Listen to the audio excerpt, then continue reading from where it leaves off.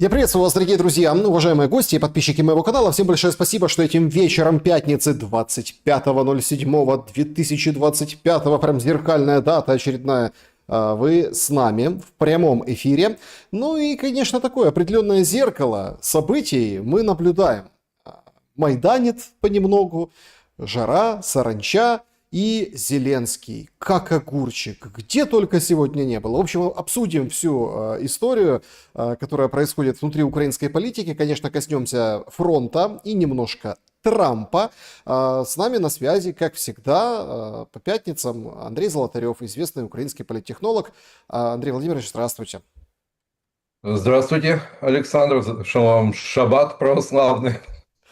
Ну, вы знаете, тут, конечно, после визита как-то министра иностранных дел Израиля, причем же, знаете, как вот он встретился с Зеленским, вроде как все хорошо, встретились, что-то поговорили по-своему, ну, на своем, да, на арамейском, чего-то пообщались, но он же в Умань приехал, и там ему очень были рады, и вся община собралась, и, в общем, чествовали его, поэтому, знаете, как бы шаббат для православных тоже, по крайней мере, в Черкасской области актуален.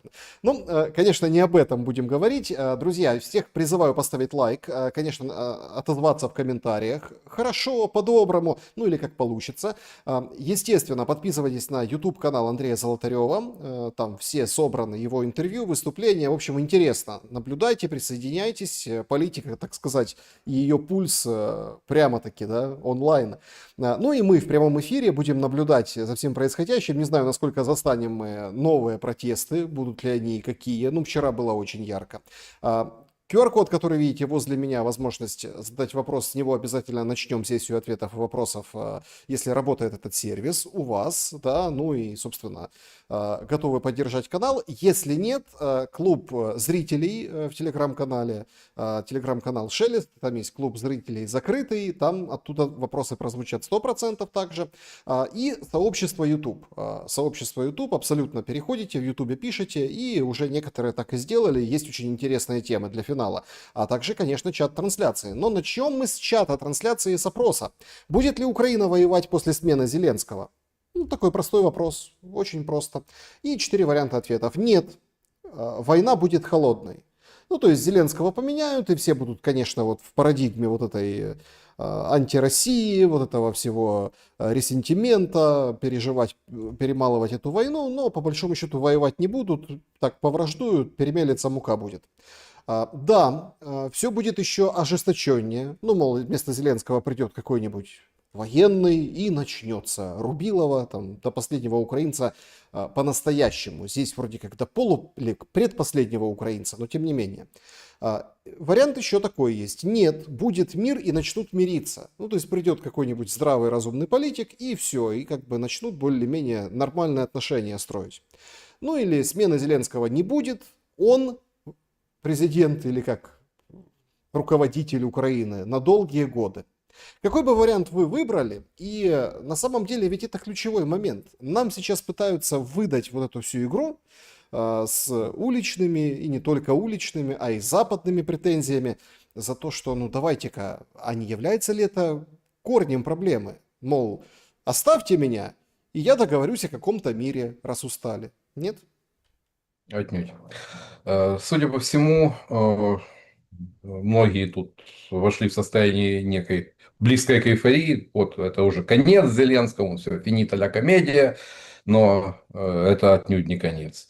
Возможно, начало конца, но да, намеки более чем прозрачны, уже там и Нью-Йорк Таймс довольно скорблезно намекает на близость президента к главе офиса, но будет еще очень много интересных, интригующих и драматических событий.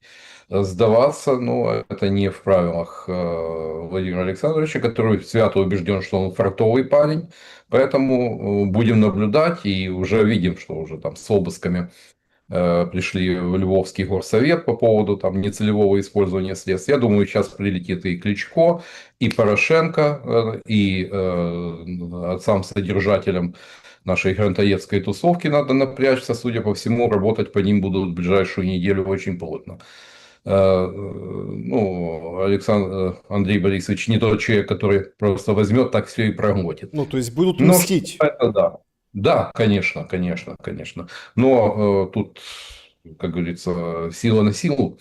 Поэтому наблюдаем. Показательно то, что отвечавшая за коммуникацию и за медиа направление офиса президента Заривная, ну, еще 3 недели тому назад снялась с пробега и уволилась из офиса. Она там будет заниматься проектом по возвращению детей, но факт остается фактом, из офиса она ушла. Это мне очень напоминает то, как в свое время от Януковича ушла Дарка Чепак. Вот. Знаете, аналогии, по-моему, тут налицо.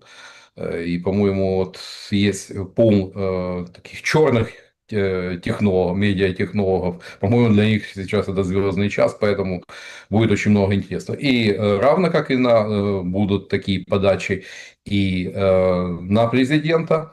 Судя по всему, аналог, скоро услышим некий аналог пленок Мельниченко, только уже в исполнении, ну, я думаю, НАБУ такими сантиментами не отягощено, и, судя по всему, вот, те слухи о том, что-то оно там просверлило в доме на Грушевского 9А перекрытие в квартире Боголюбова и слушало квартиру Тимура Миндича, которая была превращена в бэк-офис офиса президента. Ну, это интригует, конечно, интригует. Поэтому будет много интересного. Возвращаясь к нашему вопросу, я думаю, все-таки, учитывая ту колоссальную инерцию, то, что мы сегодня...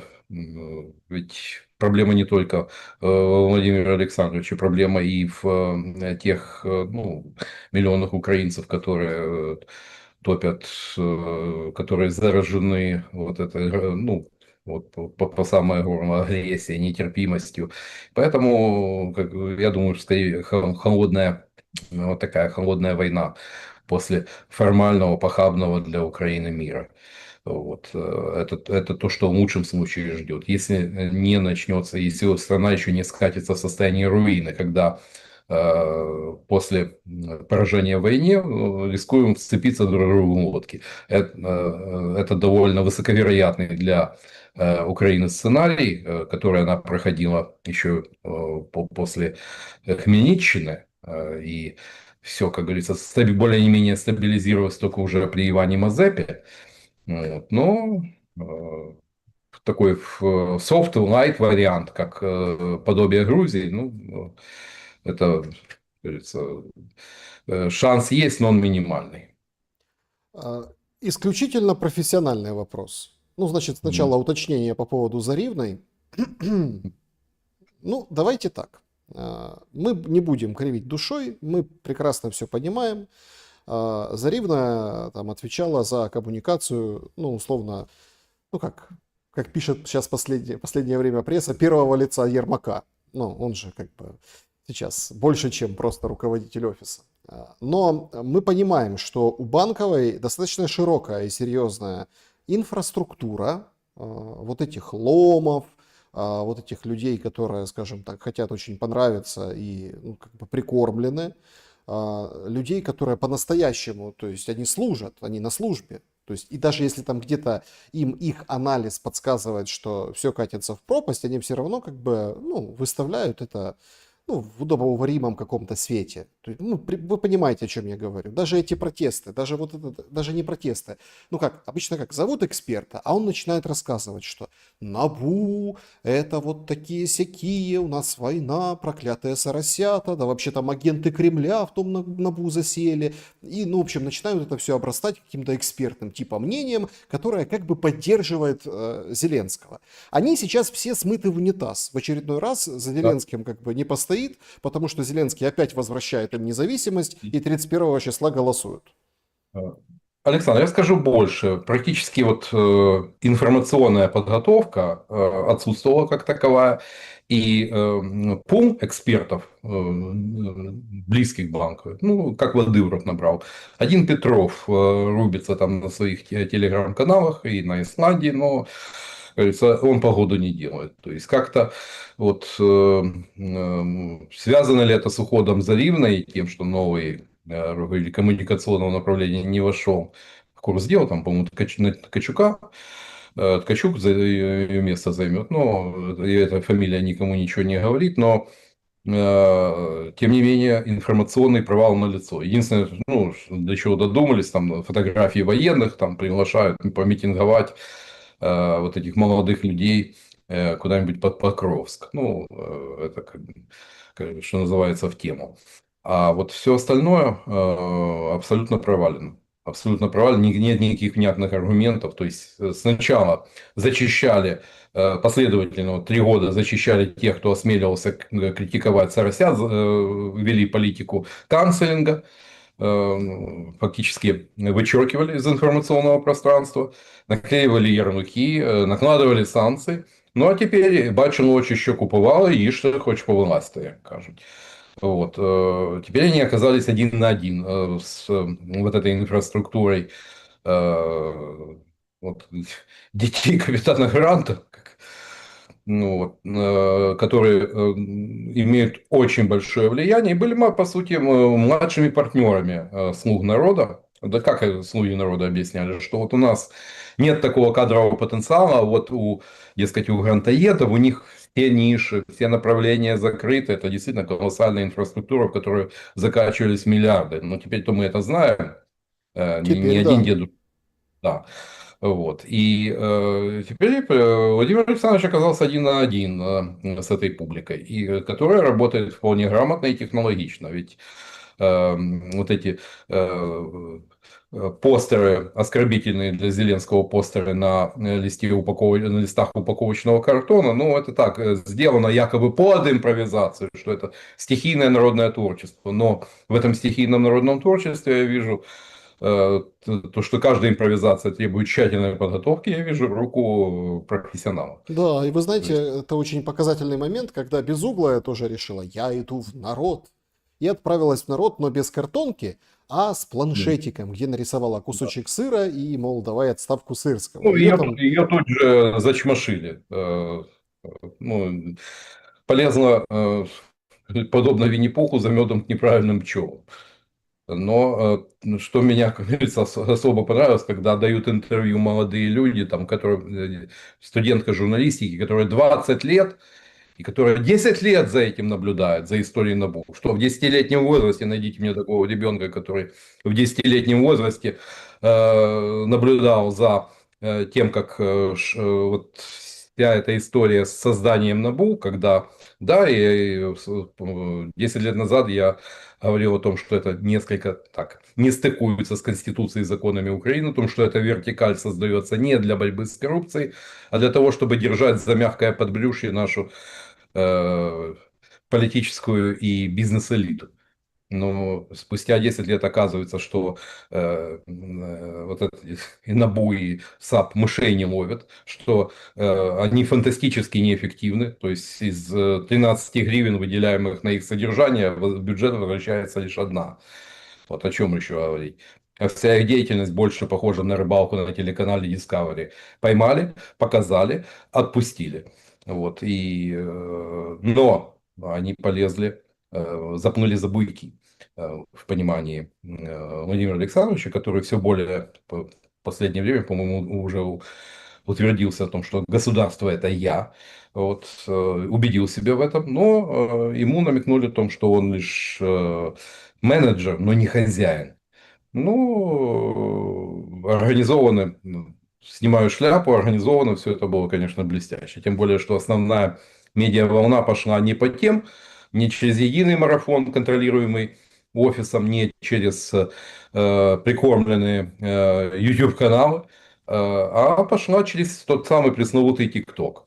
Вот, основным реципиентом этой информации как раз и есть вот это поколение, которым сегодня 18-20 лет, так называемый, ну и получился, ну, то, что мы увидели, картонный Майдан, я бы так назвал. Но Украине надо помнить об одном, потому что Майдан, который не акцептирован посольствами партнеров, он по определению контрафактный. Так, а есть, Вот. смотрите, тут же очень, тоже очень тонкий момент. Получается, что есть определенные догадки или наметки, что посольство в курсе.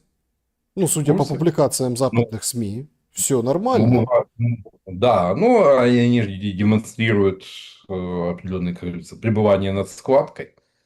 Вот. Но, а медиа, информационная волна, как раз расчет на то, что, цитирую незабвенного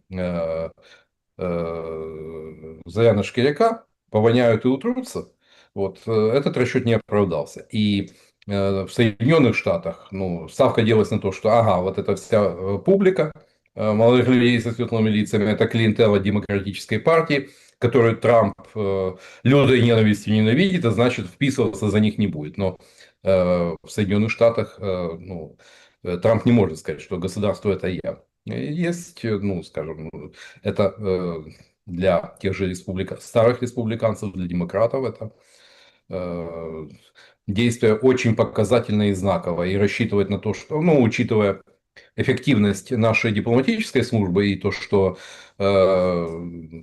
кто у нас на данный момент посол в Соединенных Штатах, по-моему, еще вопрос не решен. По-моему, что-то я не слышал о том, что Свириденко получила, Стефанишина получила Агриман. Э, Этим должно заниматься вот такую аналитику о возможной реакции на такие действия. Должны давать дипломаты, должны давать представители спецслужб, которые работают под демократическим прикрытием. Но получился такой колоссальный стратегический факап президентской команды, которая, ну, тоже не учла возможной реакции. А реакция уже есть, и она же имеет и материальное измерение. Вот уменьшили размер предоставляемой материальной помощи, ну, европейские партнеры. Ну, по-моему, более чем показательный сигнал. Но что будет дальше? Ну, я думаю, что еще ничего не закончено. Будут ответки и со стороны Банковой, но и прилетит и, я думаю, и Владимиру Александровичу, и Андрею Борисовичу на орехи. Я хочу опять исключительно как профессионал как бы преподнести вам эту тему. Я хочу, чтобы вы над ней порассуждали, задумались, чтобы мы все. Если так трезво оценить происходящее, понятно, что это все проистекает из-под пера Financial Times. Они, кстати, активно, это тоже показатель, активно обсуждают очень интересные подробности и детали всего происходящего. Ну, например, публикация о том, что строго-настрого запретили всем военным командирам проконтролировать просто, чтобы, не дай бог, какой-то военный, ну, такой действующий, да, появился на этих митингах. Ну, вот, не дай бог. Причем там некоторые, может, и Ну, изъявляли желание. Но очень примечательно была публикация, опять-таки, о Ермаке, где, вот вы так вспоминали нашего дипломата, Сибига начал рассказывать эти душещипательные истории о том, как они спят вместе, вначале с Зеленским, да, вначале там держат рядышком автоматы, в бункере играют в теннис, чтобы снять стресс, смотрели какие-то там фильмы, вот эти старые, которые там, ну, когда нужно немножко снять вот это напряжение, и вообще фактически Ермак и Зеленский одно целое. Это породило целую волну, ну, как бы это, смотрите, нет лжи, правды, есть тема, и на нее люди откликаются. О определенных, ну, таких более близких отношениях Зеленского и Ермака. Насколько и эта штука, вот это исключительно вопрос как профессионалу. Насколько эта штука живуча и каким образом она... Ведь, опять, давайте так, все прекрасно понимают, о чем речь. В стране закручиваются гайки да нельзя, ловят мужиков, избивают, гибнут люди в ТЦК, по пути в ТЦК. Колоссальный удар наносится по экономике, то есть людей денег нет. Ну вот эти деньги становятся фантиками, если они есть, если их нет, их... Короче, экономическая ситуация плохая. Ситуация как бы с безопасностью из рук вон плохо все. Эти все дроны-перехватчики, люди как бы гибнут, людей ловят, людей не выпускают, они нищие и вообще проблема. А у нас Майдан про Набу и САП. Но вот эта вот штука о том, что а вдруг они, так сказать, больше, чем коллеги, Александр, пропал как она... звук. Как она работает? Андрей Владимирович? Да, звук пропадал. Ну, в общем, насколько рабочая эта история с вот этой раскруткой? И, ну, сами, получается, выстрелили себе в ногу.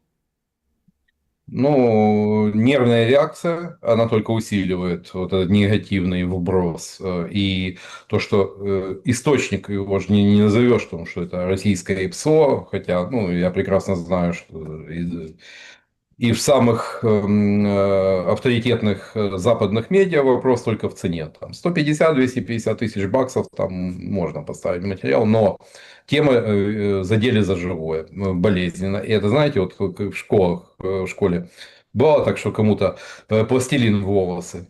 Вот, вот это вот сродни, знаете, как кажется мелочь, но оно неприятно, и от этого очень тяжело избавиться. И да, и оно будет играть, это будут обсуждать на кухнях, на базарах, в транспорте. И явно, как говорится, удар попал в болевую точку. И чем сильнее, ну, знаете, вот как вижу одного из штатных пропагандистов на зарплате, там наезд на Сеймура Херша.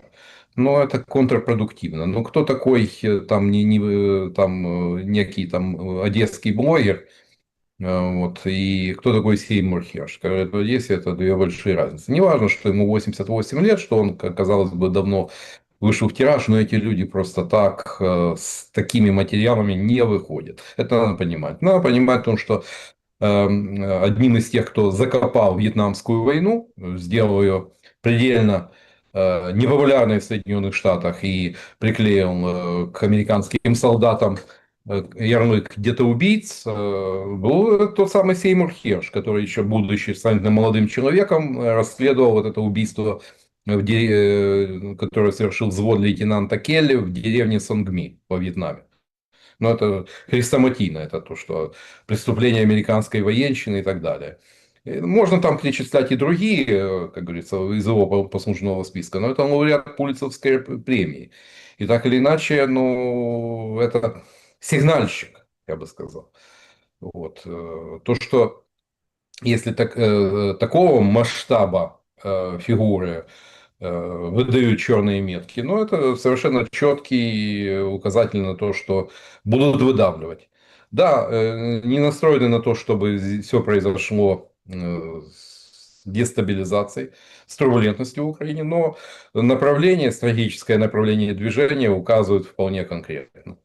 Понятно, что будут упираться, но, по-моему, скажем так, весовые категории совершенно очевидно.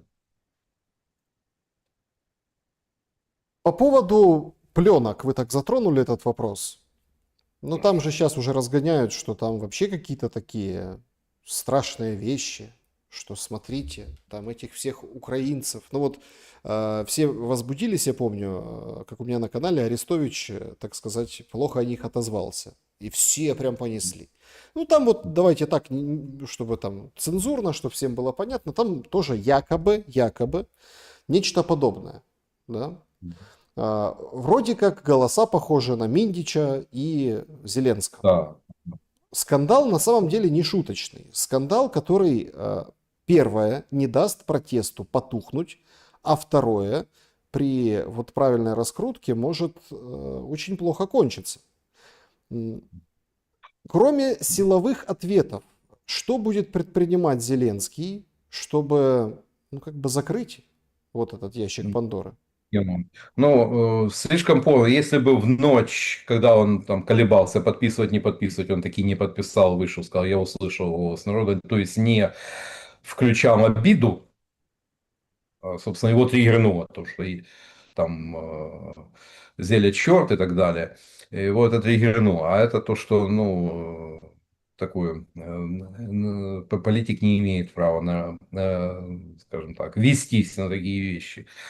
Вот. Возможно, бы удалось. Сейчас все слишком все запоздало. И смотрите, то, что мы еще не слышали. Что там? Ну, я хорошо себе представляю. Ну, во-первых, там каждый найдет за что зацепиться. То есть там и наверняка и темы распил откат за нос, долик, как говорится, кого козлить будем, у кого что забирать, там нелицеприятные, плюс еще, скажем, и на мове оккупанта все это общение происходило. Ну, еще и может добавиться еще и такой, скажем так, вполне очевидно антисемитский, скажем так, осадочек от вот этого общения. Не исключаю такого. Вот. Я боюсь другого. Я боюсь, знаете, вот вспоминаю события вот это, Украины без Кучмы. Помните, когда там, по-моему, 9 марта, когда Тарас Чернобол поджигал там ленточки на венке от Леонида Кучмы под памятником, и потом вот эти столкновения. Вот. Ну, цель была какая? Показать звериный оскал радикалов, ну, то, что агрессию. Ну, отчасти это удалось. Но Кучма, который умел выдержать баланс, он, отправив на скамью подсудимых ряд фигур, в том числе и будущего генерального прокурора Украины, ну, вот, он, тем не менее, и Кравченко, который, в принципе, был ключевой фигурой в силовом подавлении этой акции, он его отправил надзирать за Ковунами в Херсонскую область, губернатором. Ну, и я считаю, что Кучма поступил правильно. Он, ну, с точки зрения политической, баланс был соблюден. Удастся ли? Я боюсь, чтобы тут действительно, во-первых, провокации под чужим флагом, то есть, ну, если все время кричать волки, волки, то рано или поздно они придут. И этим может воспользоваться и у нас же война идет, понимаете, кто. Вот, как говорится, третья сторона. Грабь во время пожара, но это, как говорится, эту максимум от Суньцзы никто не отменял. Вот, это раз. Может пролиться кровь и, как говорится, не дать... Помните, как с Майданом было? Как только 10 дней, как только Майдан начинает чуть-чуть энергетика уходить, кажется, все затухает. Тут происходит нечто, которое дает новый импульс. И так вот с интервалом в 10, четко с интервалом в 10 дней происходило. Вот. Ну, уже, как говорится, апогеем стала груша, когда стало понятно, что Майдан приобретает уже такой радикально агрессивный характер. Здесь может произойти, я боюсь, что случится нечто такое, которое, ну, может действительно радикализовать все эти события. Пока вот эти протесты, они никакой угрозы ну, и не несут прямой угрозы. Ну, никто не пойдет штурмовать Банковую, никто не пойдет на Верховную Раду. Но репутационно Зеленского эти протесты убивают. Это надо понимать. Ну и плюс и внешнее, то есть, что Владимир Александрович рассказывал за рубежом, то, что меня же народ поддерживает и так далее. Но тут сказать, что это кучка отщепенцев, ну, глядя на заполненную людьми площадь перед театром Ивана Франко, не получится. Хотя, ну, справедливости ради стоит отметить то, что в основном там была молодежь, той, которой не грозит мобилизация. Ну, не исключаю, что как ответный ход могут и поставить, ну, учитывая то, что отовсюду летит то, что не хватает людей, 250 тысяч в СЗЧ и так далее, может и призывной возраст таки снизит, как результат всего этого. Ну, призывной возраст не снизит, но уже есть сообщение о том, что 17-летние в этом году, тоже, даже если вам еще Да, 16 лет да. в этом году, но Должны будет стать, там, ну, ну, будет до да. конца года 17, вперед в Мгм. ТЦК приглашаем, давайте, как бы не толпитесь, проходите, все строим, потому что нужно понимать ресурс Ну, мобилизационный. а почему не Интересная могут? история. Родина в опасности. Что тут? Тут, по-моему, это то, что может так осенью оказаться на столе. Ну, я об этом и полгода назад говорил. Потому что, ну, тема прогревается просто. Вот, когда идут перманентные рассуждения о том, что нет пехоты, некому служить, и у нас в 27 году может людской ресурс закончиться для ВСУ. Ну, это следующий ход. Ну, понимаете, тут тоже такой очень интересный момент. Резко мы увидели, ну, такую какую-то достаточно тяжелую и беспомощную в очередной раз, да, ситуацию на фронте. Ну, С Покровском беда. Ну вот, на беда. самом деле беда.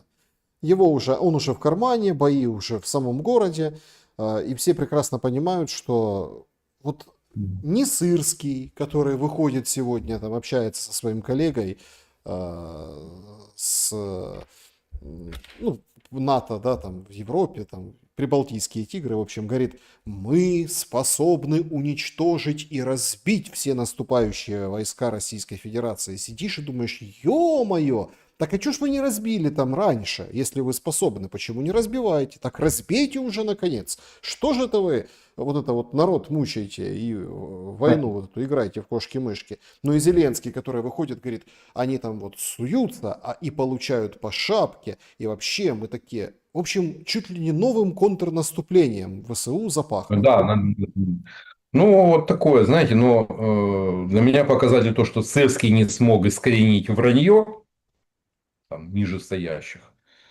А это, ну, на войне вранье, оно самоубийственно. Ну, по-разному. Вот. В Отечественную войну боролся с этим и вождь всех времен и народов. И не без успеха, но принцип ошибаться можно, врать нельзя.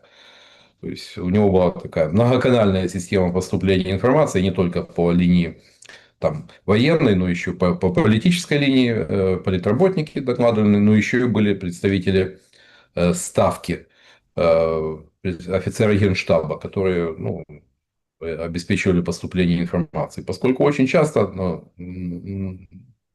знаете, ну, это правило, что как после охоты, никогда так не врут, как после охоты, как накануне выборов и во время войны. Вот. Но когда это становится нормой, происходит беда. Как в случае с Покровском, там и под Константиновкой все совсем нехорошо.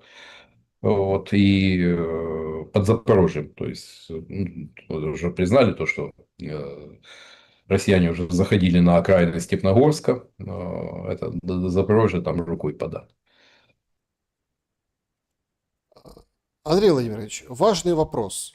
Ввиду ну, такой плачевной ситуации с резервами, потому что, ну, так коснулись краешком, на самом деле это уже, ну, четко известно, что прорыв к Покровску, вот этот, который со стороны Запада, да, западная клешня, да, или как это правильно сказать, да, часть кармана, это вот прямо потому, что в определенный момент пехоты не оказалось. Пехота, банально не оказалась пехоты. Да, да. Да. Ну, вот нет. Ну, то, о чем писал, допустим, тот же Владимир Бойко, когда говорил о том, что в реальности там в окопах 100-150 тысяч. Остальные ухилянты, шабулянты, СЗЧшники. Ну, к сожалению, эта проблема как была 2 года тому назад, так она и осталась. И вот это прямая и непосредственная обязанность главкома. То есть то, что он должен разгребать. Кстати, в этом можно сколько угодно там бредить наступлением на Донецк, том, что там снова там на российскую территорию зайдем, но, знаете, из серии дурень думку и богатеем. Просто, понимаете, в этой связи очень цинично и абсолютно по-клоунски, и тут тебе не хочется подбирать слова, звучит заявление Зеленского о том, что он будет просить Европейский Союз дать денег, чтобы зарплату военным увеличить. Не, Здравствуйте. ну так, знаете, поздно пить боржоми, когда почки отвалились. Ну и уже и прямо говорится о том, что у нас дыра, что ну, как минимум и в этом году не, говорится, расходы превышают доходы, потенциальные доходы, как минимум на несколько миллиардов долларов, а в следующем году это будет еще больше. То есть, ну, я не раз говорил о том, что войну на чужие выиграть невозможно. И бесконечно вести такую войну, то есть, если у тебя нет экономического и финансового запаса прочности, это становится авантюрой. И рано или поздно происходит столкновение с реальностью. Ну, подобно тому, как столкновение с реальностью произошло там под театром Франко, вот она постучалась. Вот так и на фронте. И ну, европейцы, мы уже видим, 2 недели прошло вот после того, как там, Трамп свой гениальный план огласил, что европейцы, ну, по-моему, что-то я вижу наоборот, они не спешат расчехляться, оплачивать эти заказы. И ряд стран, Италия, Испания, Чехия прямо заявили о том, что Франция, о том, что мы хотим ну, мы не хотим финансировать американский военно-промышленный комплекс, у нас свой есть. Вот.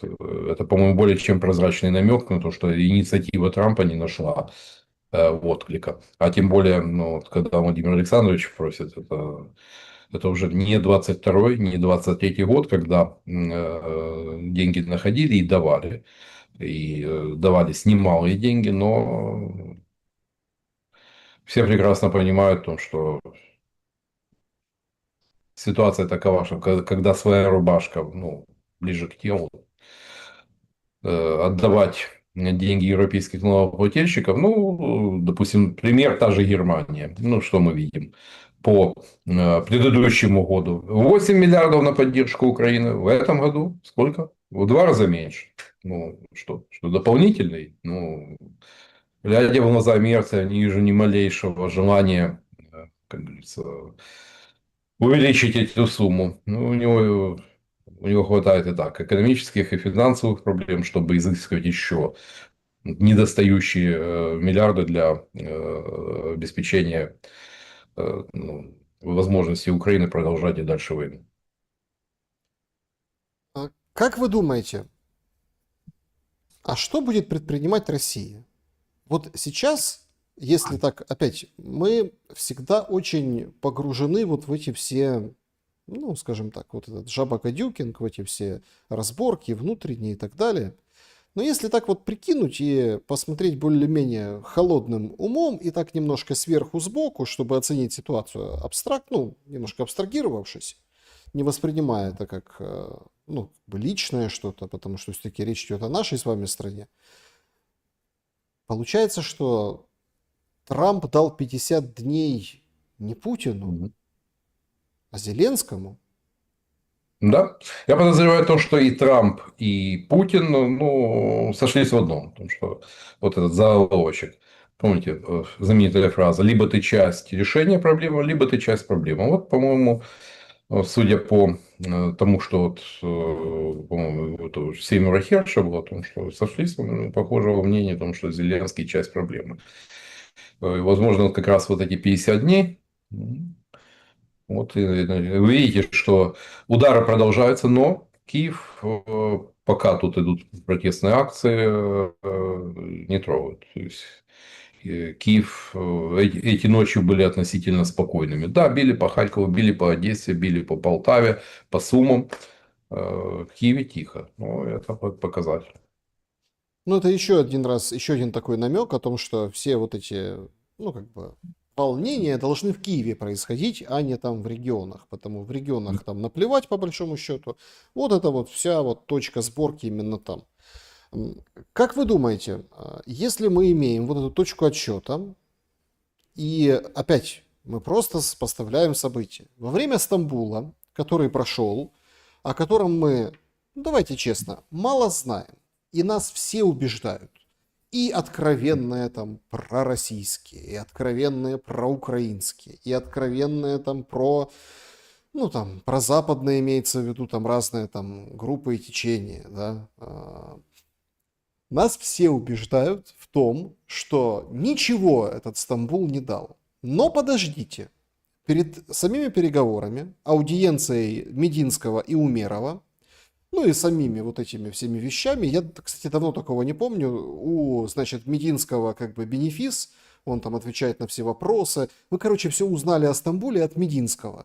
У Умерова было лишь 2 предложения. Первое — это: ой, мы хотим встречу лидеров до конца августа. И второе — давайте немедленно прекращать огонь. Все, что сказала украинская сторона. Нет, потом, конечно, Ермак у себя в телеграм-канале писал по поводу детей, там, как они врут, какие там, ну, в общем, ну, это уже, ну как, это уже после Ну, боя кулаками не машут, понимаете? Но мы все узнали от Мединского, все от Умерова. Но перед этой же сходкой был же очень интересный визит к Эрдогану. И сегодня и Эрдоган выходит и говорит, мы будем делать все вот на этой неделе или там на следующей неделе, в общем, будем пытаться созвониться с Трампом, с Путиным, чтобы организовать встречу, внимание, Трампа, Эрдогана и Путина по Украине. Зеленского не называют почему-то.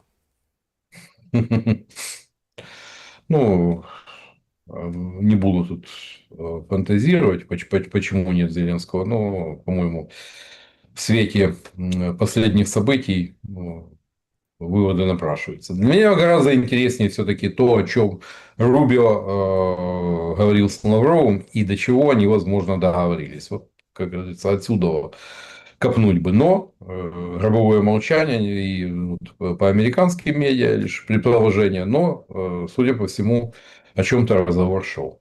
Ну и возможно, но если мы видим фактически там, приостановку американской помощи Украине, поставок. Ну да, зашел там Патриот, но э, по факту, ну, особенно как план Трампа пока что-то буксует. А это, ну, фактически, ну, э, означает то, что поток американского и европейского оружия мы сейчас не наблюдаем. Значит, что у нас? Один из пунктов, который выдвигала российская сторона, де-факто, по сути, выполняется. Второй, ну, возможно, там как раз и речь шла о замене на какую-то другую, но убрать Зеленского. Подобно тому, как в свое время таким триггером негатива для Кремля был Саакашвили. Ну, ну там все, как говорится, произошло в рамках конституционных норм и легитимности. Но а тогда, ну, вспомним, 2008-2009 год. Ну,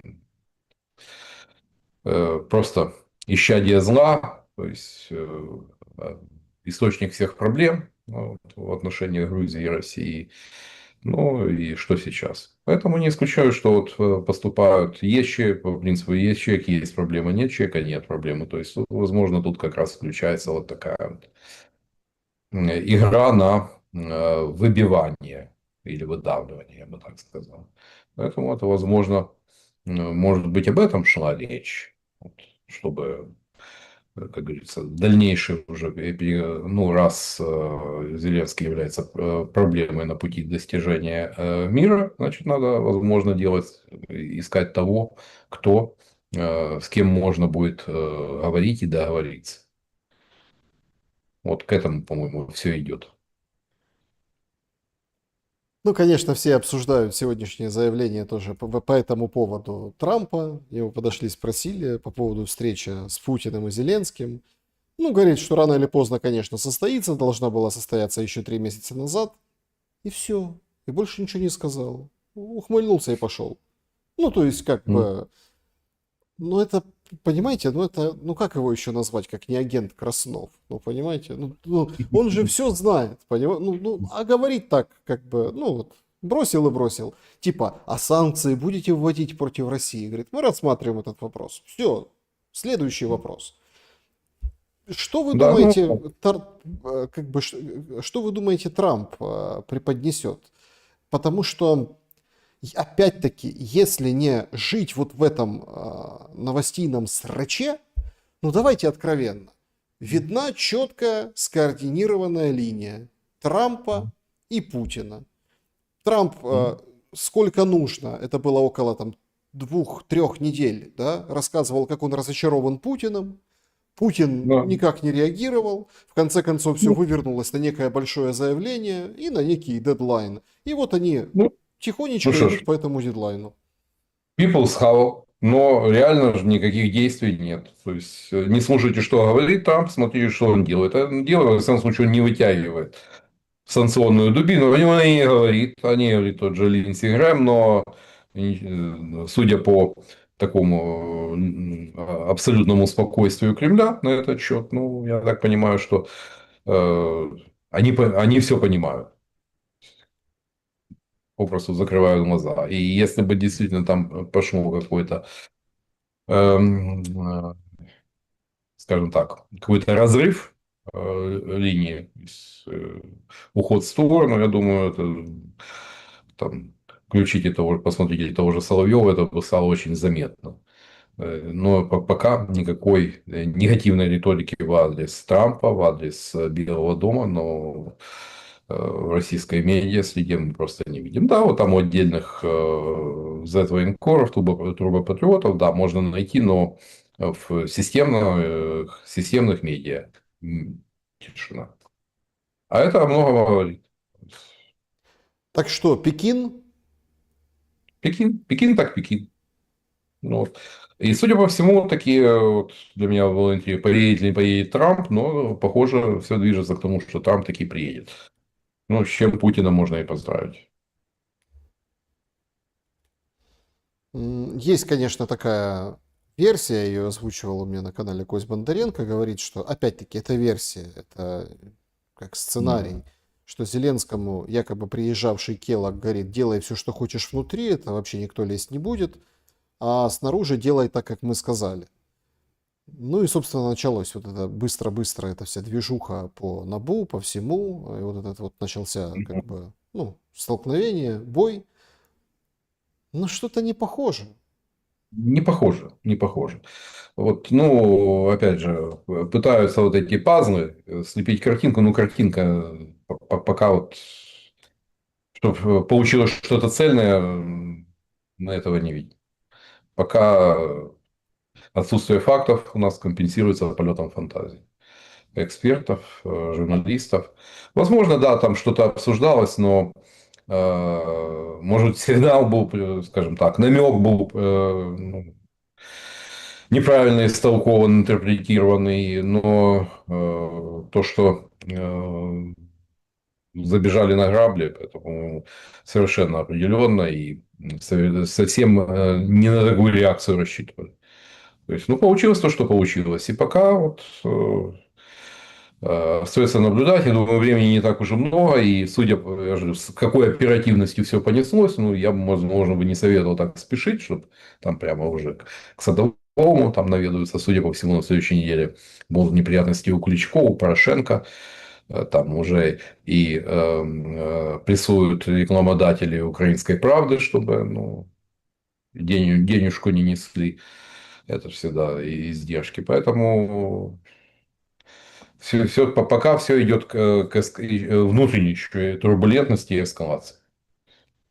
Андрей Владимирович, если мы... И депутатов, да. Да, еще посмотрим, еще удастся ли собрать депутатов, потому что теперь, ну, мы же видели отбивку, допустим, той же Батькивщины. Мы всегда за это, мы были против внешнего управления. Ну, а как, если отминусовать, допустим, голоса Батькивщины, там, ну, ладно, там депутатские группы, как говорится, там, они не за тем пришли и проголосуют так, как надо. Но и слуги заерзали. То есть, это же полная потеря лица. Ну, депутаты же оказываются крайними в этой ситуации. Так он их прямо сделал крайними, Зеленский. Так и Да. говорит, слушайте, говорит, я всегда был за независимые органы. Это вот депутаты, инициатива, взяли, проголосовали. Я ни при чем, я президент. Ну, я только подписал, да. Да, только очень быстро подписал. С быстрым Стефанчуком, с быстрыми всеми. Ну, в общем, это, конечно, Да. цирк. Рафик не виноват. Ну, что тут.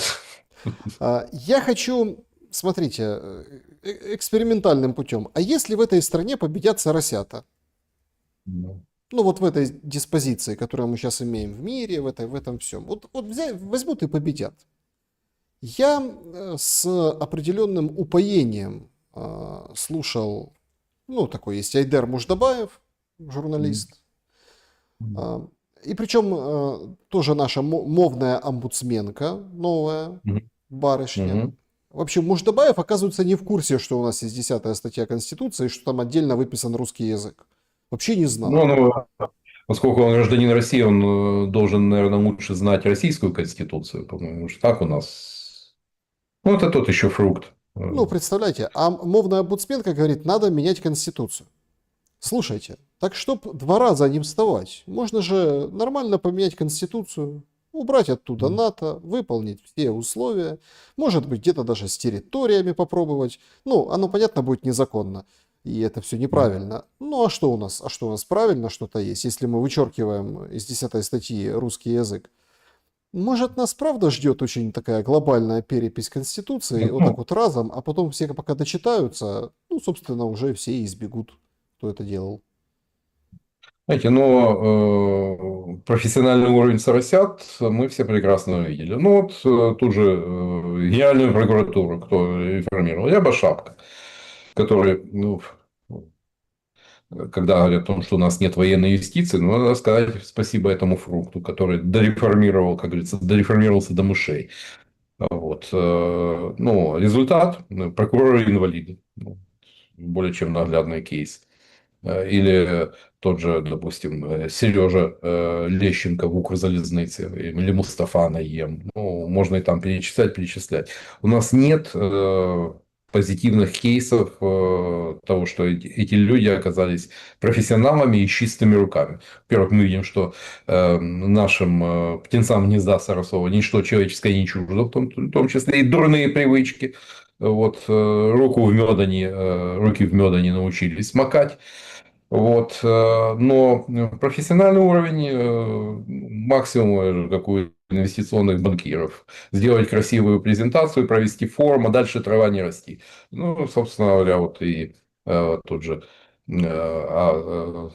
небезвестный такой вундеркинд Кубраков, которого так все у нас хвалили и превозносили, в итоге еще и оказался то, что он еще и на бок постукивал. Вот, ну, такой. Просто, да, если гипотетически представить о том, что они окажутся у руля государства, ну, собственно, и так, у нас и так страна массовой эвакуации населения, но так сбежит все живое. Ну, может быть, тогда самолеты будут летать из Борисполя. Ну, последнюю летающую из Борисполя, ну, должен будет выключить свет. Поэтому ничего хорошего страну в этой ситуации, ну, не ждет. Есть примеры тех стран, где вот эта клиентела, стажировавшаяся, там, кто несколько недель, кто несколько месяцев в американских, британских университетах был. Ну, вот, латиноамериканский сценарий. Посмотрите на Колумбию, что это страна образец, но, по-моему, Колумбия нам за счастье. Но у нас есть еще и азиатские, и африканские страны с соответствующим уровнем экономического развития. Но, по-моему, к сожалению, мы оказались в ситуации цивилизационной воронки, и просто появление таких персонажей у руля, они это просто ускорит цивилизационную деградацию Украины уже до такой степени, когда действительно оправдается прогноз о том, что Украина будет страной, где будет 15-20 миллионов максимум. Ну что, тут, конечно, по поводу этого гнезда Сарасового и их моральных ценностей это подтверждает сегодняшний скандал в соцсетях между Безуглой, в которую вчера плевали, а сегодня она решила, ну, как бы подчеркнуть, что не зря. Значит, погиб народный депутат. Рыщишин, да. Да, он погиб. Он еще со времен революции на граните 90-го, ну, один из таких немного фигур, которые вот так с начала 90-х годов были в политическом мейнстриме, но во Львове это одна из фигур. Ну, в общем, погиб, и Безуглая раскритиковала, мол, погиб не в бою, а гонял на мотоцикле Харли Дэвидсон по ночью, врезался в трактор. В общем, рискованное поведение, комендантский час нардепов не распространяется, мобилизовался бы и выступал за реформу армии, был бы в разы более полезен. Ну и на него там наехали сразу нардепы, там, Устинова говорит на Безуглую: ты тварь. Ну, в общем, та тоже говорит. Ну, в общем, началось, да, то есть... Снова в карман не полезно, это понятно, это понятно. Ну, знаете, это последнее дело, как это, зловтешатися к чужой смерти, то есть танцевать на костях. Ну, у нас не отягощенные моральными принципами и эмпатией наши политики и державные деятели, ну, время от времени, ну, вот тоже э, один из ближних к офису телеграм-каналов радуется там по поводу взрыва дома в Саратове, ну, это как-то, знаете, не украшает, совсем не украшает. Ну, а тем более, вот, оно же доходит уже до внутривидовой борьбы. Понятно, что сегодня отношения с голосом у значительной части слуг не лучше, но, знаете, Не тот повод э, просто, не тот повод. да, да, не тот повод. Но я думаю, еще, не дай бог, будет много еще такого драматического. Ну, могут еще, знаете, я не просто говорю о том, что могут организовать и провокации под чужим флагом в отношении тех или иных слуг, то ну, той же Безуглой надо сейчас быть предельно осторожными. То есть, ну, если у кого-то, как говорится, сценарный план прописан, все вот эти узловые драматические точки, ну, что-то вот Не, мне кажется, попытки безуглая, вещей. мне кажется, безуглая заговоренная просто. Она это, безуглая характерник, мне кажется. Ну, Она такая, что отморожено. ее не Отморожено. берет, понимаете, ни пуля, ничего Ну, там. заговоренное это не то слово, она отмороженная. Друзья, еще одна тема, и доголосовывайте, пожалуйста, в нашем сегодняшнем опросе, и перейдем к вопросам непосредственно вашим. Значит, будет ли Украина воевать после смены Зеленского? 4 варианта, найдите свой. Я хотел бы все-таки коснуться темы очень и очень тяжелой на самом деле. Это нашествие саранчи. Мгм. И Ну, почему тяжелый? Потому что я, честно, там искал, в общем, пытался понять, нашел 2,5 публикации о том мгм. вообще, ну, как вот то, что называется, допустим, да, вот журналистикой, там, чтобы исследовали материал, привлекали экспертов, понимали в чем. 2,5 материала. Один такой поверхностный, второй там чуть более глубже. Ну, понятное дело, что русские виноваты, они взорвали Каховскую ГЭС, хотя до конца непонятно, кто именно, но тем не менее. В общем, из-за этого все произошло. Но давайте же будем откровенны. Ну, нормально посмотрим на эту ситуацию. Это прям беда. Сегодня видели саранчу эту в Киевской области. Все. То есть это фактически, мы понимаем, Локтись. Готов. угодья, там все. То есть что растет на полях, это вот Жрет уже все. подвержено. Жрет все. Бороться с этим можно, нужно и стоит. В отдельных странах, там Центральной Азии, Ближнего Востока, где это все культивируется, есть прям целые отделы государственные службы конкретно под саранчу. Есть какой-то они там грибок. Короче, опыта вагон и маленькая тележка. Ну вот правда много. А у нас над этой проблемой, которая может обернуться очень серьезным продовольственным кризисом, очень серьезным. Ну, стебутся, смотрите, в соцсетях, ха-ха-ха, продают сушеную и Ну, живую саранчу. да.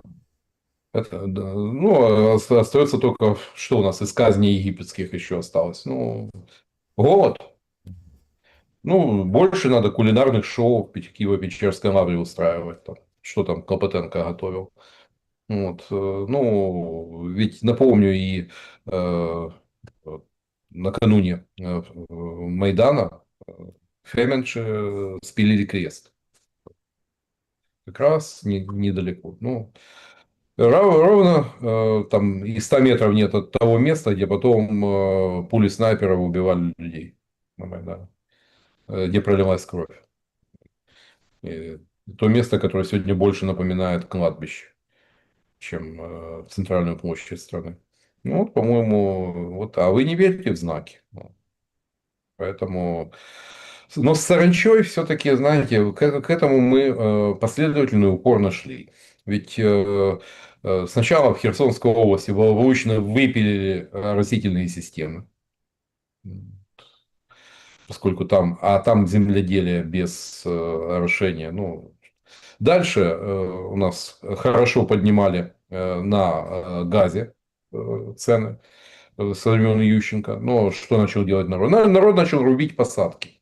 Посмотрите, вот нет посадок, ну да, посадки при тиране Сталине там засаживали, но благодаря этому не было вот этих суховеев, ветра не выносили вот этот плодородный слой грунта. А у нас, ну, прошлым летом мы уже видели там полевые бури, как почти как хамсин в Израиле. Ну, теперь и саранча пришла. Поэтому это... Американцы, ну, вот, к слову, там есть муха, которая э, опасна для скота. Вот, и она перемещается из Южной Америки.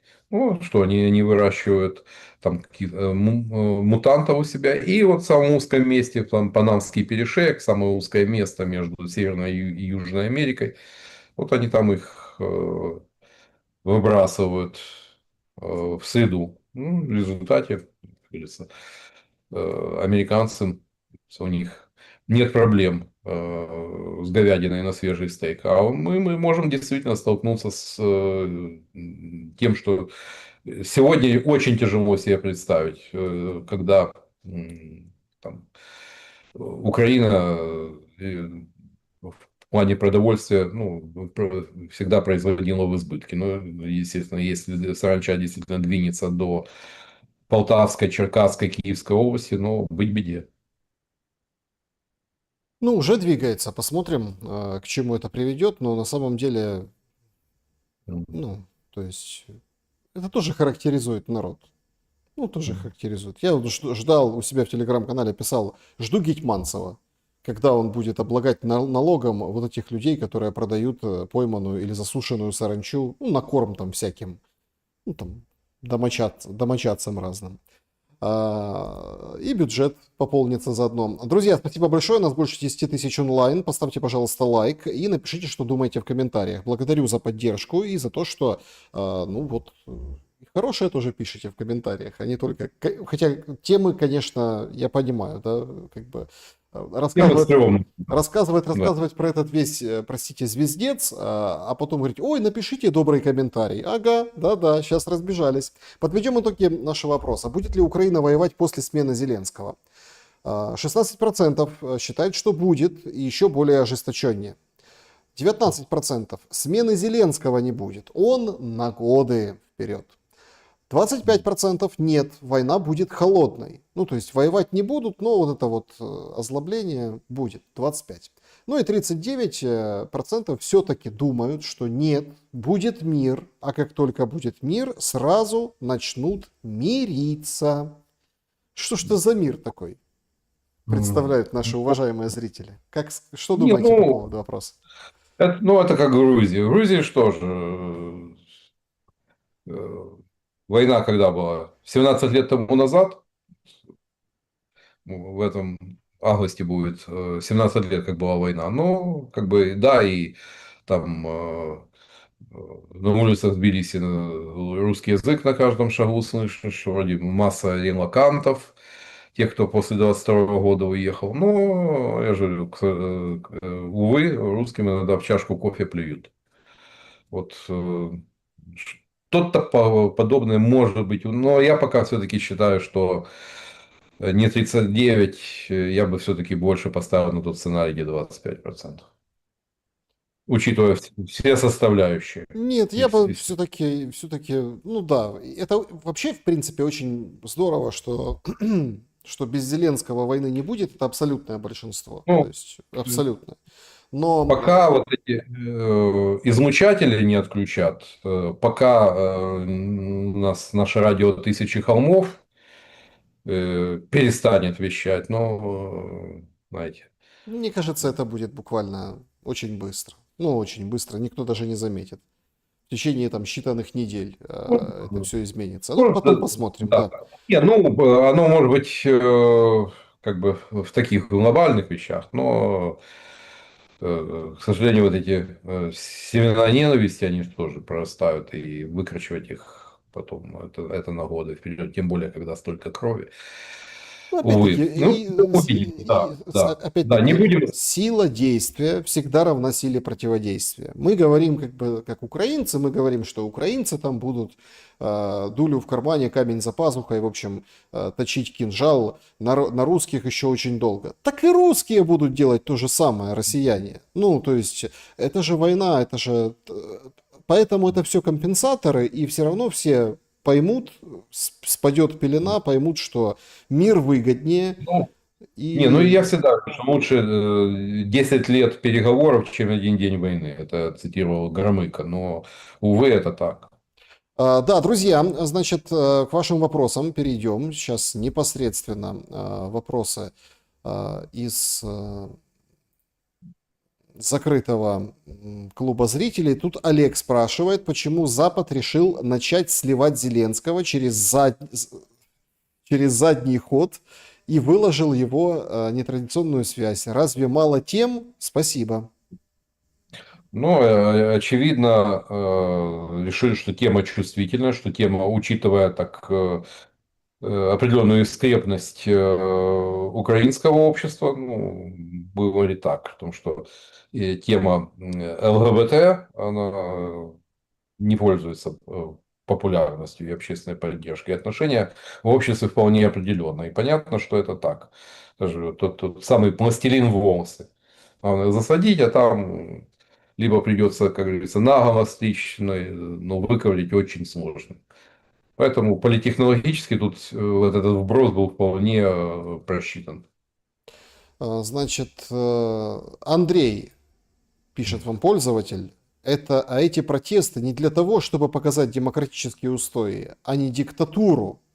Не для того, чтобы показать демократические устои, а не диктатуру. Спасибо. Не, ну знаете, но ведь никто, вот специфика украинского Майдана в том, что он выходит, во-первых, не за, а против. Во-вторых, он выходит с довольно абстрактные вещи, ну, евроинтеграция, там, честные выборы, но сохранение процессуальной независимости НАБУ и САП, но не выходит за витальные вопросы, за справедливую мобилизацию, за равенство украинцев перед законом, за справедливые коммунальные тарифы. Ну, за это никто у нас почему-то не выходит. Ну, выходят вот такие вот абстрактные вещи для многих. Значит, Лина, вопрос. Похоже, Украина попросилась в чужой дом. Чтобы понять смысл фразы «пока не наступило завтра», не понять, как хорошо было вчера. Следует ли свобода после разочарования? Ведь правды можно и не выдержать. Да. Увы, это будет еще, знаете, кто там, Чаплыга рассказывал, там, катарсис. Но вот это, вот, к сожалению, правда для многих может оказаться очень тяжелой. Это депрессия, не дай бог, для кого-то есть, может закончиться и самоубийствами, ну, суицидом. К сожалению, знание, знаете, как говорят на Востоке, знание умножает печаль. Это точно. Людмила, здравствуйте. Зеленский упорно добивается встречи с Путиным. Андрей, скажите, что такая двусторонняя встреча может в принципе решить и зачем это Зеленскому? Ну, обычно все-таки вдвоем договориться проще, а Зеленский, ну, прекрасно понимает, что э, Кремль не будет спешить с такой встречей, явно не горит большим желанием говорить с Зеленским тет-а-тет. Вот. А значит, это один из вариантов потянуть время. То есть, и пока до сих пор, до июля месяца Зеленскому это удавалось. Но дальше вот мы видим, судя по всему, произошел какой-то системный сбой в этой программе, и события, судя по всему, ускорятся. Значит, опричник пользователь. Нас долго убеждали, что киевские власти самостоятельны в принятии ключевых решений, но законы об антикоррупционных органах доказали обратное. Как в таких условиях Москве вести себя с Киевом? Переговоры вообще о мирных соглашениях. Даже если офис согласится, какие-то гарантии, что Запад позволит подписать договор, упорство Киева фактически проигранной войне – это указание западных кураторов. Теряет ли стамбульский формат актуальность в нынешних условиях? Ну, смотрите, давайте по порядку. Во-первых, я никогда в этом не убеждал, равно как и российских медиа. Ну, о чем мы говорим? О том, что Россия воюет не с Украиной, а Россия воюет с коллективным Западом, с НАТО, там, ну, с возрождающей нацизм Европой. Ну, они как раз подчеркивалось в том, что Украина это прокси Запада, и, по-моему, откуда это шло. Да, и те, кто говорил о том, что нас в погоне за незалежностью от России, у нас попали в тотальную зависимость от глобального Запада. Вот. За это наклеивались ярлыки там, кремлевских агентов и так далее. Некоторым, вот, как вам там, прилетали санкции, вот, возбуждались уголовные дела, но тем не менее, факт есть факт, фактически ведь никто не будет спорить, что оперативные дела у той же НАБУ оказывались на столе в посольстве Соединенных Штатов Америки намного быстрее, чем в кабинетах у судьи. Факт, факт. Вот. Ну, это, по-моему, исчерпывающе говорит о том, кто, как говорится, кто девушку кормит, тот ее и танцует. Вот. Что касается стамбульского формата, ну, у нас все возможно. Возможно, да, возможно, еще, как говорится, вот этот дышащий на ладан формат, Эрдоган, которому это важно показать себя одним из модераторов разрешения конфликта, то есть поднять глобальный вес Турции. Для него это важно. Возможно, это еще, он еще протянет. Но мне кажется, что стамбульский формат себя подисчерпал. Ну, вот в продолжение темы Николай спрашивает: искренне желаю успеха обеим сторонам, но с каким же ожесточением украинцы, получается, борются за право быть колонией? Да, да. Мы бьемся насмерть во вторник за среду, но не понимаем уже четверга, по-моему, так у Юрия Шевчука пелось. Вот. Еще когда в середине 80-х годов. Да, знаете, вот и на том Майдане требовали решительно у страны, которые одни рассказывали, что страна на краю пропасти, а другие требовали сделать решительный шаг вперед. Вот, ну, результаты, по-моему, налицо. М, Здравствуйте, Андрей. Судя по внутренним турбулентностям в Украине, можно предположить, что ее запас прочности вот-вот закончится. Возможно, речь идет о считанных месяцах. Вопрос: может быть, Польша и Венгрия тоже ждут этого момента? Насколько вероятно, что эти ребята не будут мешать России и вместе с ней скушают украинский торт быстро и красиво? Или опять все упирается в то, что России не нужны территории, а нужны гарантии и нейтральный статус Украины? Не, ну, у Польши и у Венгрии все-таки их субъектность ограничена. Они члены НАТО, они члены Европейского Союза. Если не будет такого, ну, как говорится, самостоятельно принять, то есть вот такой аншлюз, там, вернуть землю, на которой рождались наследники венгерских королей, Орбан и Сierta при всем своем национализме, они на такую авантюру не пойдут. Тем более, что венгерская армия, она не в тех кондициях.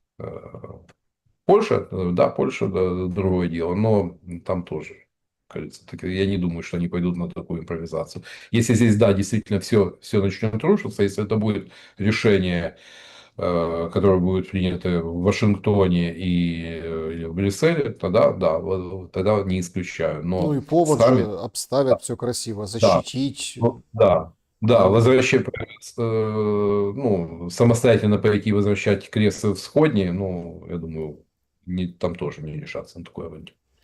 Обидеть безуглую может каждый, пишет Петр. Геройство тут рядом не лежало. Даст ли Сырский бронь, посылавшим безуглую в дурку, когда та требовала его отставки? Не, ну не сырский бронь дает, там на уровнях пониже. Вот. И, по крайней мере, те, с кем пикируются безумно, ну, как правило, у этих людей все хорошо. То есть им э, э, там, штурмовать посадки под Покровском это не грозит. Добрый вечер, Александр Владимирович. Александр и Андрей Владимирович, почему, в общем, можно ли сказать, что Зеленский при заключении сделок вляпался в НАБУ, как Трамп в списке Эпштейна? Но ведь у Трампа для отвлечения внимания есть Обама, а кто у Зеленского? Обама на букву «П». Вот Порошенко, да, действительно, я на месте Петра Алексеевича я бы напрягся. Хотя надо сказать о том, что вот его, как говорится, то, что он сохранил партийную информационный ресурс, ну, мы это увидели. И это увидели на Банковой. Судя по всему, вот атаковать будут по вот этому делу, судя по всему, чемоданов с кэшем. И а, покрышка уже давным-давно не работает, потому что охранная грамота. то, что его оберегало от неприятностей. Поэтому, судя по всему, у него на следующей неделе могут начаться проблемы. Значит, вот такой вопрос. Кстати, хороший. Сегодня же Зеленский подписал вот это проголосованное парламентом военное положение до 5 ноября Мгм. и мобилизацию. Так вот, спрашивает Мирослав, как думаете, что закончится раньше, отставка Зеленского или закрытые границы? Спасибо. Я думаю, все-таки закрытые границы продержатся еще какое-то время, учитывая то, что, судя по всему, европейские партнеры, даже если будет отменено военное положение, попросят не спешить с открытием границ. Ну, как говорится, о том, что опасность для Родины не миновала, то есть все возможно, значит, надо еще там потерпеть. Вот полгода, 9 месяцев, может быть, год, судя по всему, границы для украинских мужчин будут закрыты, чтобы не хлынул поток мужей к женам, а то мужья что-то еще могут и повести с собой, такое запрещенное, не дай бог. Ну, зачем это? Ну, у них и так проблем хватает с этими беженцами из Ближнего Востока. Ну, чем еще и получить еще и пришедших с фронта украинских мужчин, которые захотят воссоединяться со своими семьями. Вот. Тем более многие уже получили виды на жительство, и никаким, как говорится, и дустом не выкуришь. Вот как раз очень многие те, кто сегодня находится в странах Евросоюза, они кровно заинтересованы в сохранении статус-кво. Те, кто, как говорится, еще не реализовался, а находится в статусе ищущих убежища. Да, и когда смотрю под постами, духоподъемными постами в Facebook, там резать русню, там, как говорится, даешь границы 91 года, смотрю, там, ну, такие страны: Нидерланды, Германия, Польша, ну, Италия. Но это та публика, которая явно не спешит, как говорится, вернуться на родину и встать в строй. Э, Там, ведь хватает и мужчин, которые правдами, неправдами экстраполировались туда. Это Э, да. Значит, чат-трансляция. Александр, здравствуйте. Приветствую вас, Андрея. Вопрос по трамповским санкциям к Андрею. Может ли, что он санкциями готовит себе подушку безопасности, либо мину демократам, как Байден ему с Украиной? Сложная такая комбинация. Да, ну, знаете, но Трамп в категории, мыслит в категориях гешефта, прибыли. Вот. И, судя по всему, куда неприятнее для России были бы не санкции, а обвал цен на нефть. Но в нынешней геополитической ситуации это уже нереально. Повторить то, что было сделано при Рейгане, когда обвал цен на нефть очень быстро сделал Советский Союз, загнал в ситуацию, когда и продолжать афганскую войну стало невозможно. Экономически не тянули, и внутренние экономические проблемы радикально обострились. 87-88 год, там, ну, это было очень хорошо видно по полкам в магазинах. Даже вот на Тюменском севере, куда приходилось доезжать с отряда, где, ну, просто был здесь изобилие по сравнению с материковой частью России и Украины. Там все очень быстро начало испаряться с полок. И люди это отмечали. Поэтому цены на нефть, но у Трампа с этим пока ничего не получается. А санкции, ну, мы видим, том, что э, вариантов множество. Начиная от продажи на подставные компании, теневой, танкерных вод, который Ну и на благополучно подставные страны тоже, конечно. да. Да. И КНР и Индия, которые продолжают покупать. А Индия, покупая российскую нефть, потом продает нефтепродукты, бензин, дистопливо, которые покупают европейские страны. И очень, по-моему, довольны, и очень вот, такой бизнес нравится. Для Китая тоже. Ничего, как говорится, сдавать назад Си не собирается. Для него все хорошо. А, Поэтому воп- санкционная дубина, ее вот, ну, Пугать ею, ну, сейчас может, по-моему, только Линдси Грэм. Значит, Андрей спрашивает, ваш тезка, нынешний картонный Майдан, есть мнение, что за этим стоит опять Запад, чтобы снести и повесить на Зеленского проигрыш в противостоянии с Россией. Ваше мнение по этому поводу? Согласны или нет? Ну, кто-то должен будет оказаться крайним. Проще всего все это, естественно, персонифицировать. А с учетом того, что если власть начнет слабеть, ее начнут информационно дожимать, то перевести все стрелки на Зеленского не будет представлять большого труда. Это вполне вероятный вариант. И я скажу другое. Еще вот, когда там э, 20, весной 23-го года я рассказывал, когда обратил внимание на то, что в «Украинской правде» там впервые встретил тезис о том, что Зеленский привел войну в Украину. Вот, но, знаете, ЦПДшники это приписали эту цитату мне, хотя я просто процитировал о том, что впереди, как говорится, соросята еще засадят нож в спину Владимиру Александровичу сотоварищу. Ну, я как в воду глядел. Значит, ну, в чате обсуждают активно там, что НАТО без вас обойдется, а вы без НАТО нет. Чем будете воевать? Вилами? Кто кормит? Поет, зарплаты платит, гробовые, про гробовые вопросы. Еще ж 3000 тел ждут. Да. Не, ну, экономика войны со времен античности, средневековья и уже в индустриальную эру, ну, это, по-моему, если этой экономики нет, ну, как говорится, войну ты при всем желании, там, хоть там, можно сколько угодно, там, по-самурайски утверждать, что дух сильнее плоти, но, по-моему, это только в Корейской войне китайцы сумели мясом задавить американцев, стабилизировав все на 38-й параллели, но там 4 раза Сеул переходил из рук в руки. Вот, и какая цена была там, около миллиона китайских добровольцев погибло, включая сына Мао Цзэдуна. Ну, больше таких, найдите еще такие Да, примеры. Вася пишет нам в продолжение математики войны. Сегодня один военный философ сказал, что чем меньше народа на фронте, это хорошо. Бойцы друг другу не мешают. Не, ну, Но знаете, позже сказал, что если не будет мобилизации, тогда фронт не удержится. конечно, ну, по-моему, тут не надо быть военным философом, тут хотя бы ну, тот, кто хоть там месяц видел армию изнутри, прекрасно понимает, что пехота царица полей.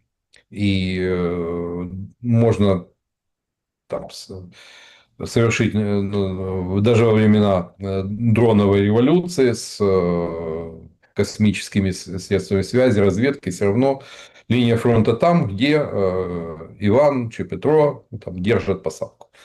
Факт. Да, у нас рассказывают, что вот теперь там дрончики могут держать линию фронта, но да, они могут создать килл-зону там 15-20 километров, где там выжигается любая техника, которая, но посадку держит пехотинец.